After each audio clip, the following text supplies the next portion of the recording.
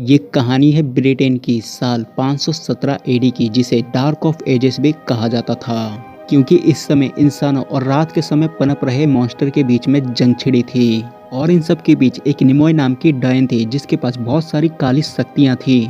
इसे blood queen भी कहा जाता था। ये अपनी शक्तियों का इस्तेमाल करके इंसानों का खात्मा करने लगी। और उस टाइम पर जो ब्रिटेन का राजा था उसका नाम था किंग ऑथर। उसे अपने जादूगर मेरलिन के साथ पेंडल हिल पर पेड़ के नीचे निमोय के सामने हार मानकर घुटने टेकने पड़े। लेकिन निमोय की एक बहन की वजह से राजा निमोय की गर्दन एक जादुई तलवार से काट देता है। क्योंकि निमोय की बहन राजा से मिल जाती है, फिर राजा निमोय की बॉडी को अलग अलग पार्ट में काटकर एक बॉक्स में पैक कर देता है। फिर राजा उस बॉक्स को एक जादुई मंत्र से बंद कर देता है, ताकि उस बॉक्स को दोबारा से फिर कोई खोल ना सके, चाहे वो शैतान हो या फिर नॉर्मल आदमी। उस बॉक्स को सिर्फ वही खोल पाएगा जो भगवान को पूजता होगा। फिर राजा अपने साथियों के द्वारा उस बॉक्स को दुनिया के अलग अलग हिस्सों में छुपा देता है। फिर सीन शिफ्ट होता है कुछ सालों बाद। हम हेलबॉय को देखते हैं, जो अपने एक दोस्त से गाड़ी में बैठकर मिलने जा रहा होता है और फोन पर उसके पिता उससे मना कर रहे होते हैं उस आदमी से मिलने के लिए जिससे हेलबॉय मिलने जा रहा था। उस आदमी का नाम रुइस होता है। हेलबॉय के पिता हेलबॉय को बोलते हैं कि हमने रुइस को 3 हफ्ते पहले वेम्पायर के अड्डे पर भेजा था एंड वो 3 हफ्ते से गायब है, तो उससे मिलने का कोई भी फायदा नहीं है। लेकिन हेलबॉय उनकी बात नहीं मानता एंड वो मिलने के लिए जाता है।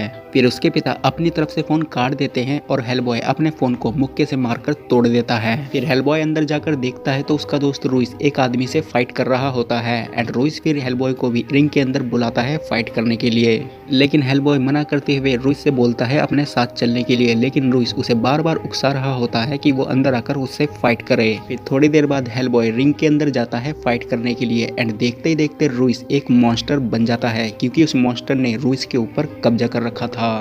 थोड़ी देर बाद हेलबॉय उस मॉन्स्टर को मार देता है एंड वो उससे मिलने जाता है तो रुइस अपने रूप में वापस आ जाता है। रुइस हेलबॉय से थोड़ी देर अपनी दोस्ती की बात करता है एंड लास्ट में मरते मरते वो बोलता है कि दुनिया का विनाश होने वाला है। इतना बोलकर रुइस मर जाता है एंड उसके गम में हेलबॉय दारू पीकर पड़ा रहता है। फिर हेलबॉय के पास में अगले दिन 2 लोग आते हैं जो अपने साथ में चलने के लिए हेलबॉय को बोलते हैं, क्योंकि उन दोनों लोगों को हेलबॉय के पिता ने ही भेजा था हेलबॉय को लाने के लिए। फिर हेलबॉय अपने पिता से मिलता है तो उसके पिता हेलबॉय को बताते हैं एक ओसाइरिस क्लब के बारे में। वो बताते हैं कि ये हमारी तरह ही एक ऐसी एजेंसी है जो काली शक्तियों से लड़ती है। हमारा उनसे बहुत पुराना रिश्ता है एंड वो एक प्रॉब्लम सॉल्व करना चाहते हैं जिसमें वो तुम्हारी मदद चाहते हैं। फिर अगले सीन में हमें 2 क्रिएचर के बारे में जानने को मिलता है, जिसमें से एक फीमेल और एक मेल क्रिएचर होता है। इन दोनों का यहाँ पर हमें चेहरा तो नहीं दिखाया जाता, लेकिन वॉइस के जरिए बताया जाता है कि ये दोनों हेलबॉय से बदला लेना चाहते हैं। फीमेल क्रिएचर मेल क्रिएचर को बोलती है कि निमोय के अलग अलग बॉडी पार्ट को ढूंढना स्टार्ट करो, वो हमारी मदद करेगी हेलबॉय को हराने के लिए। फिर सीन शिफ्ट होता है सीधा इंग्लैंड के ओसिरिस क्लब में, जहाँ पर हेलबॉय जाता है। फिर वहाँ पर हेलबॉय को जायंट्स के बारे में बताया जाता है कि कुछ जायंट्स हमारे जंगलों में आ गए हैं एंड वो इंसानों को खत्म कर रहे हैं। उन्हीं को खत्म करने के लिए हमें तुम्हारी मदद चाहिए। फिर हेलबॉय तैयार हो जाता है। फिर वो लोग हेलबॉय को लेकर जंगल की तरफ निकल पड़ते हैं। फिर वहाँ पर वो लोग जायंट्स को ढूंढते हुए नदी के एक किनारे जाते हैं। फिर नदी के किनारे जाने के बाद वो लोग हेलबॉय के ऊपर ही हमला कर देते हैं, क्योंकि वो लोग हेलबॉय को ही खत्म करना चाहते थे। वो लोग हेलबॉय को मारने ही जा रहे होते हैं, तभी हेलबॉय बेहोश हो जाता है और वहीं पर जायंट्स भी आ जाते हैं और वो जायंट्स उन सभी आदमियों को वहाँ पर जान से मार देते हैं। फिर कुछ देर बाद हेलबॉय को होश आता है तो वो देखता है कि वो सभी लोग वहाँ पर मरे पड़े हैं। तभी हेलबॉय की निगाह उन जायंट्स पर भी पड़ती है। फिर वो जायंट्स हेलबॉय को भी मारने लगते हैं। कुछ देर जायंट्स और हेलबॉय के बीच में फाइट होती है और लास्ट में हेलबॉय उस फाइट में जीत जाता है और जीतने के बाद वो बेहोश हो जाता है। फिर अगले सीन में हम एक क्रिएचर को देखते हैं जो देखने में बिल्कुल जंगली सुअर की तरह होता है। वो एक चर्च में जाता है और वहाँ पर मौजूद सभी प्रीस्ट को मारने लगता है, क्योंकि वो क्रिएचर उन लोगों से निमोय के बॉडी पार्ट के बारे में पूछ रहा होता है, क्योंकि वहाँ पर एक निमोय का बॉडी पार्ट मौजूद होता है। फिर उनमें से एक प्रीस्ट उस जंगली सुअर को उस बॉक्स के पास में ले जाता है और अपनी शक्तियों से उस बॉक्स को खोल देता है। बॉक्स के खुलते ही हम देखते हैं कि उस बॉक्स के अंदर निमोय का सर होता है। फिर अगले सीन में हम हेलबॉय को देखते हैं, उसकी आँख खुलती है तो वो एक घर में होता है एंड वो घर एक एलिस नाम की लड़की का होता है और वो लड़की हेलबॉय की फ्रेंड होती है, लेकिन उम्र में हेलबॉय से बहुत छोटी होती है, क्योंकि जब वो छोटी थी तो हेलबॉय हेलबॉय ने उसकी जान एक क्रीचर से बचाई थी। एंड प्रेजेंट टाइम में इस लड़की के पास एक ऐसी शक्ति है जिसके जरिए वो आत्माओं से बात कर सकती है। फिर वो हेलबॉय से कुछ देर बातें करती है एंड यहाँ पर हमें देखने को मिलता है कि ये लड़की हेलबॉय के सामने अपने मरे हुए माता पिता की आत्माओं से बात कर रही होती है। तभी वहाँ पर हेलबॉय का पिता आ जाता है और वो हेलबॉय को एक M11 नाम के फोर्स के ऑफिसर से मिलवाता है। फिर ये लोग एक मिशन पर जाते हैं एंड ये मिशन होता है निमोय के सर का जो बॉक्स चोरी हुआ था उस बॉक्स को ढूंढने का। फिर ये लोग जब जा रहे होते हैं तो रास्ते में एलिस को कुछ अजीब सी आवाज सुनाई देती है एंड एलिस बोलती है कि यहाँ पर कुछ गड़बड़ हुई है। फिर वो लोग पास के बनी एक बिल्डिंग में जाते हैं तो वहाँ पर एक औरत की लाश पड़ी होती है एंड ये औरत ओसाइरस क्लब की एक मेंबर होती है। इस औरत से हेलबॉय पहले ही ओसाइरस क्लब में मिल चुका था, क्योंकि इस औरत ने ही हेलबॉय को बताया था कि जब तुम्हारा जन्म हुआ था तो तुम्हारे पिता तुम्हें मारने आए थे, लेकिन तुम्हें देखकर उन्होंने मन बदल लिया था। फिर उस औरत की आत्मा एलिस के मुंह से निकलकर हेलबॉय को बताती है कि निमोय वापस आ गई और वो अपना किंग ढूंढ रही है। अगर उसे अपना किंग मिल गया तो वो दुनिया को तबाह कर देगी, उसे उसका किंग नहीं मिलना चाहिए। इतना बोलकर वो आत्मा वहां से चली जाती है।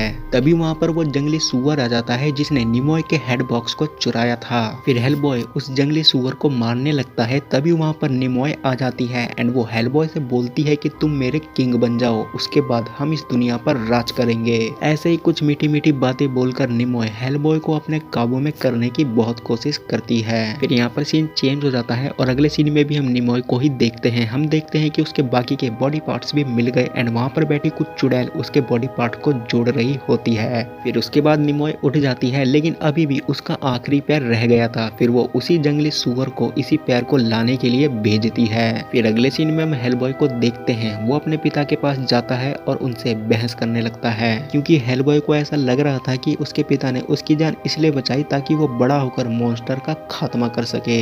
और उसको ऐसा भी लग रहा था कि उसके पिता ने सिर्फ आज तक उसका फायदा ही उठाया है। उसके बाद वो अपने पिता से बहस करके वहां से चला जाता है। उसके बाद वो एक लिफ्ट में जाता है एंड लिफ्ट में जाने के बाद उसे पहले से ही बहुत गुस्सा आ रहा था और गुस्से से वो लिफ्ट की बटन पर एक मुक्का मार देता है। मुक्का मारने की वजह से वो लिफ्ट खराब हो जाती है और वो लिफ्ट ऊपर ले जाने की बजाय उसको जमीन के अंदर ले जाती है। फिर वो लिफ्ट से बाहर आता है और देखता है कि उसके पास में एक चलता हुआ घर आ रहा था। फिर हेलबॉय उस घर में जाता है तो उसे वहाँ पर एक डायन मिलती है जो दिखने में बिल्कुल क्रीचर की तरह होती है। वो डायन हेलबॉय को खाने के लिए इनवाइट करती है एंड बोलती है कि हम लोग निमोय के आने की वजह से खुशी मना रहे हैं, लेकिन हेलबॉय उस खाने को खाने से मना कर देता है कॉज उस खाने में बच्चे की एक कटी हुई उंगली पड़ी रहती है। फिर वो डायन हेलबॉय को बोलती है कि मैं निमोय का पता बता दूंगी, लेकिन बदले में तुम्हें मुझे किस करना होगा। फिर वो डायन हेलबॉय को बोलती है कि निमोय पेंडल हिल पर आएगी उस पेड़ से अपना खून लेने एंड उसके बाद में वो दुनिया को तबाह कर देगी और तुम्हारे पास सिर्फ आज रात तक का समय है। फिर उसके बाद में हेलबॉय, एलिस और वो ऑफिसर निकल पड़ते हैं पेंडल हिल की तरफ। उस ऑफिसर के चेहरे पर एक निशान बना होता है और एलिस उस निशान के बारे में उस ऑफिसर से पूछने लगती है। वो ऑफिसर एलिस को बताता है कि मेरी पोस्टिंग एक बार एक जंगल में हुई थी एंड वहां पर एक चीते ने मुझ पर वार कर दिया था और ये निशान उसी का है। फिर वो लोग अपने हेलीकॉप्टर को पेंडल हिल की कुछ दूरी पर उतारते हैं। इतने में हम देखते हैं कि निमोय उस पेड़ से अपना खून ले लेती है एंड उसके जितने भी मॉन्स्टर होते हैं वो सारे जिंदा हो जाते हैं और वो मॉन्स्टर फिर हेलबॉय और उसकी टीम के ऊपर भी हमला करने लगते हैं। फिर कुछ देर बाद हेलबॉय पेंडल हिल पर निमोय के पास पहुंच जाता है। फिर निमोय उसे अपना किंग बनने का ऑफर देती है। तभी वहाँ पर एलिस भी आ जाती है। फिर निमोय उसके ऊपर हमला करके वहाँ से चली जाती है। निमोय के जाने के बाद वहाँ पर उसकी सिस्टर आती है और वो हेलबॉय को बताती है कि इसको सिर्फ एक आदमी बचा सकता है एंड वो आदमी एक गुफा में रहता है। फिर उसी की बताई हुई जगह पर हेलबॉय एलिस को ले जाता है और वहाँ पर हेलबॉय को एक बूढ़ा आदमी मिलता है और वो बूढ़ा आदमी कोई और नहीं बल्कि राजा आर्थर का जादूगर मेर्लिन होता है। फिर वहाँ पर वो एलिस को पूरी तरह ठीक करता है। फिर उसके बाद वो हेलबॉय को एक जादुई तलवार के बारे में बताता है और ये तलवार राजा आर्थर की वही तलवार होती है जिस तलवार से राजा आर्थर ने निमोय को मारा था। मैडलिन हेलबॉय को बताता है कि इस तलवार को राजा आर्थर के वंशज ही उठा सकते हैं, लेकिन हेलबॉय को ये समझ में नहीं आ रहा था कि इस तलवार को वो भला कैसे उठा सकता है, क्योंकि वो तो राजा का वंशज नहीं है। फिर मैडलिन हेलबॉय को एक बात बताता है। वो बताता है कि राजा आर्थर की एक बेटी थी और उसे एक शैतान से प्यार हो गया था और उन दोनों को एक बच्चा हुआ था जो दिखने में आधा इंसान और आधा शैतान जैसा था, और वो बच्चा कोई और नहीं बल्कि तुम हो। ये सुनकर हेलबॉय को थोड़ी देर के लिए शौक लग जाता है। उसके बाद में हेलबॉय उस तलवार को जैसे ही पकड़कर थोड़ा सा उठाता है तो उसे एक विजन आता है। वो विजन में खुद को देखता है कि वो शैतान बन गया एंड पूरी दुनिया को तबाह कर रहा है। फिर इसी डर से कि वो शैतान ना बन जाए वो तलवार को नहीं उठाता, लेकिन मैडलिन उसको बार बार उस तलवार को उठाने के लिए फोर्स कर रहा होता है, लेकिन हेलबॉय उस तलवार को नहीं उठाता और मैडलिन वहां पर मर जाता है। मैडलिन मरते मरते हेलबॉय को बताता है कि मैं इसी तलवार के बारे में तुम्हें बताने के लिए अब तक जिंदा था और तुम इसी तलवार से निमोय को हरा सकते हो। इतना बोलकर मैडलिन मर जाता है। फिर अगले सीन में हम निमोय और उसके मॉन्स्टर को देखते हैं जो शहर में तबाही करना शुरू कर देते हैं। फिर निमोय हेलबॉय के फादर को उनके घर से उठाकर अपने साथ में ले जाती है। फिर बाद में जब हेलबॉय अपने घर पर पहुंचता है और अपने फादर को घर पे ना देखकर उसे बहुत गुस्सा आता है। फिर एलिस हेलबॉय से बोलती है कि तुम्हारे फादर अभी जिंदा होंगे, हम उन्हें ढूंढ लेंगे।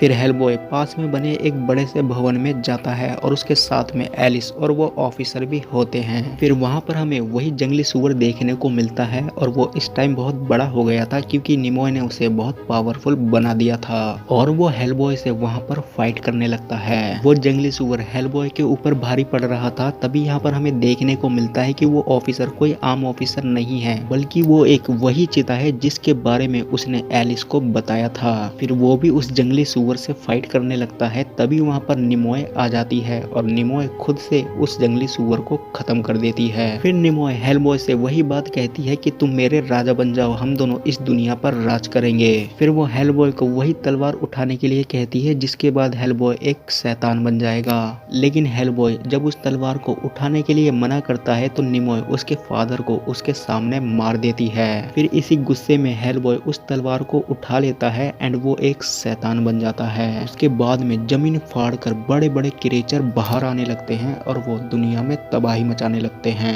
तभी एलिस के मुंह से हेलबॉय के फादर की आत्मा निकलती है एंड वो हेलबॉय को समझाने लगते हैं। वो हेलबॉय को समझाते हैं कि तुम मेरे बेटे हो, तुम किसी शैतान के बेटे नहीं हो और तुम निमोय के बातें मत मानो, इसी ने तुम्हारे फादर को मारा है और ये दुनिया पर राज करना चाहती है। उसके बाद में हेलबॉय उसी तलवार से निमोय को खत्म कर देता है, जिसके बाद जितने भी क्रिएचर धरती फाड़ कर बाहर आए होते हैं वो सभी क्रिएचर वापस उस धरती में चले जाते हैं और सब चीज पहले की तरह नॉर्मल हो जाता है और हेलबॉय भी अपने पिछले रूप में वापस आ जाता है। फिर यहाँ पर सीन चेंज हो जाता है। फिर अगले सीन में हम देखते हैं कुछ सालों बाद हेलबॉय, एलिस और वो ऑफिसर तीनों टीम बन चुके हैं और वो सभी एक साथ अब काम करने लगे हैं। तो यहाँ पर ये मूवी खत्म हो जाती है। तो दोस्तों आज की वीडियो में सिर्फ इतना ही। मैं मिलूंगा आपको नई वीडियो में नए टॉपिक के साथ। तब तक के लिए धन्यवाद।